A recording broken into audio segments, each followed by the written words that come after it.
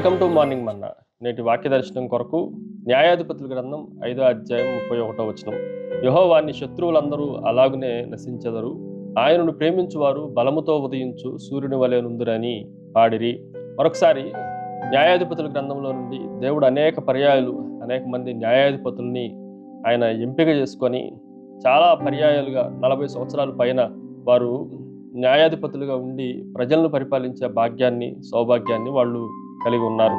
అలాగా వారి జీవితాల నుండి 4 ప్రాముఖ్యమైన సత్యాలు మనం ఈ ఉదయకాల సమయంలో నేర్చుకోవచ్చు. Number 1, it is A mercy, దయ.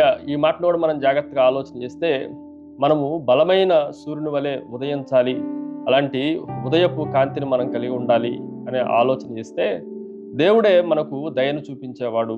2 రకాలుగా ఈ వాక్యం రాయబడతా వచ్చింది. శత్రువులను సంహరించడం ఒకవైపున, రెండో వైపున ఉదయించే మంచి ప్రయాణికులుగా ఉండటం మరొక వైపున.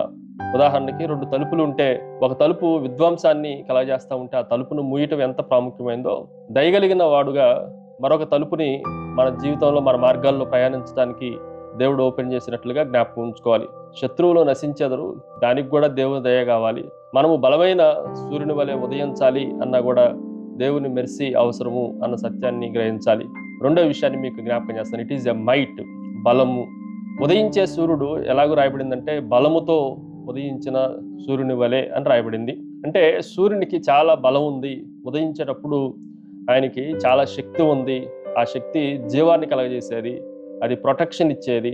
దానికి ఉన్న అమోఘమైన ఇప్పుడున్న సోలార్ సిస్టమ్ అంతా ఆలోచన చేస్తే సూర్యకాంతితో ఎన్నో పనులు జరుగుతూ ఉన్నాయి. అలాంటి బలమైన పవర్ఫుల్ సూర్యుని వలె మనం కూడా ఉండటానికి దేవుని పైన, దేవుని మెర్సీ పైన ఆధారపడి ఉండాలి. మూడో విషయాన్ని మీకు జ్ఞాపకం చేస్తాను. ఇట్ ఈజ్ ఏ మార్నింగ్, సూర్యోదయము. ఈ మాటను కూడా మనం జాగ్రత్తగా ఆలోచన చేస్తే ఉదయించే సూర్యుని వలె ఉంటారని కానీ అని చెప్పాడు, కానీ మీరు అస్తమించే సూర్యుని వలె ఉంటారు అని దేవుని వాక్యంలో రాయబడలా. ఉదయించే సూర్యుడు రాత్రంతా నిరాశ, నిస్పృహలు, బాధలు, ఇబ్బందులు, కష్టాలు ఏమన్నా కలిగిన వాటిలన్నిటిలో నుండి కూడా దేవుడు మరొక ఉదయం మనకుంది, ఉదయించే సూర్యుడిలాగా దేవుడు మరలా చీకటిని ఛేదించుకొని రాగలము అన్నట్లుగా దేవుని వాగ్దానం మనకు కనిపిస్తూ ఉంది.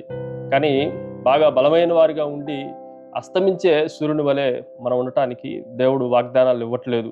ఆ సత్యాన్ని కూడా మనం గ్రహించాలి. Finally it is A master, యజమాని.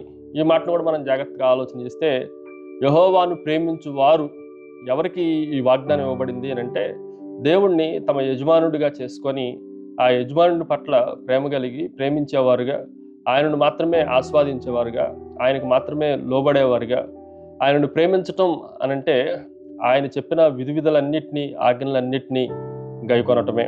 అలాగే గైకొన్న వారికి, ప్రేమించిన వారికి, దేవుడిని యజమానుడిగా చేసుకున్న వారికి బలమైన సూర్యుడి వలె ఉదయించడానికి ఉన్న ఈ వాగ్దానాన్ని వారి జీవితాల్లో కూడా అవకాశం ఉంది. అలాగని మనము దేవుణ్ణి ప్రేమించకుండా, ఆయన మాటలు అంగీకరించకుండా మనము బలమైన సూర్యుని వలె ఉంటాము అనుకోవటం కూడా పొరపాటే. ఇది కండిషన్తో కూడిన ప్రామిస్ అనే విధానాన్ని కూడా మనం జాగ్రత్తగా ఆలోచన చేయాలి. ప్రార్థన. సకల ఆశీర్వాదములకు కారణభూతుల తండ్రి, మరొకసారి మిమ్మల్ని స్తుతిస్తున్నాం. దేవ, మా శత్రువులను సంహరించి మాకు బలమైన సూర్యుని వలె మమ్మల్ని ఉదయింపజేస్తున్నందుకై మిమ్మల్ని స్తుతిస్తూ ఆరాధిస్తూ యేసు నామమున అడిగి వేడుకొంచున్నాం తండ్రి. ఆమేన్.